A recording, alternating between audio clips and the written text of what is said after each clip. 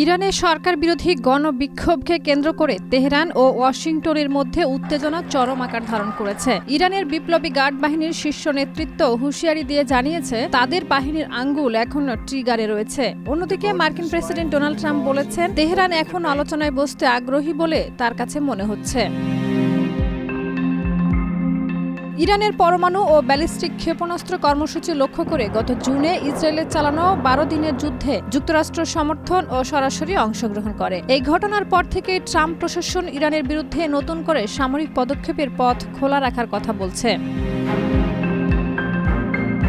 22 জানুয়ারি Trump জানান একটি মার্কিন নৌবহর পারস্য উপসাগরের দিকে অগ্রসর হচ্ছে। তিনি বলেন যুক্তরাষ্ট্র ইরানের গতিবিধি নিবিড়ভাবে পর্যবেক্ষণ করছে এবং কোনো অনাকাঙ্ক্ষিত পরিস্থিতি চায় না। তবে এর আগে তিনি সতর্ক করে বলেছিলেন ইরান হামলার চেষ্টা করলে দেশটিকে পৃথিবীর মানচিত্র থেকে মুছে ফেলা হবে।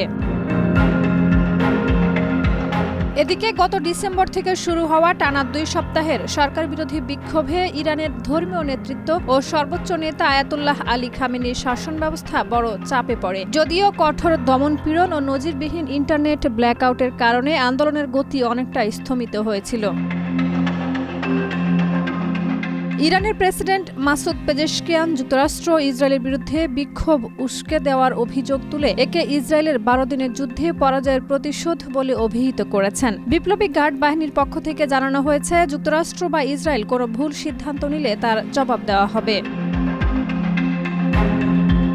বিক্ষোভে হতাহতের সংখ্যা নিয়েও বিতর্ক চলছে। ইরানের সরকারি তথ্য মতে এ পর্যন্ত 3000-এর বেশি মানুষ নিহত হয়েছেন। তবে মানবাধিকার সংগঠনগুলো নিহতের সংখ্যা আরও বেশি হতে পারে বলে দাবি করছে।